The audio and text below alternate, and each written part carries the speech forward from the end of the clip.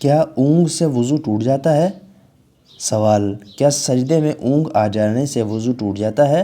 جواب، اونگ ناقض وضو نہیں ہے، کیونکہ انس رضی اللہ تعالیٰ عنہ سے مروی ہے کان اصحاب رسول اللہ صلی اللہ علیہ وسلم ينتظرون العشاء الآخرة حتى تخفق رؤوسهم ثم يصلون ولا يتوضؤون۔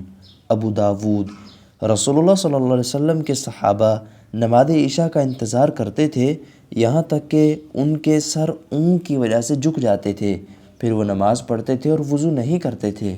اور بحقی میں اس حدیث کے آخر میں علی عہد رسول اللہ صلی اللہ علیہ وسلم کا اضافہ بھی ہے، یعنی رسول اللہ صلی اللہ علیہ وسلم کے دور میں۔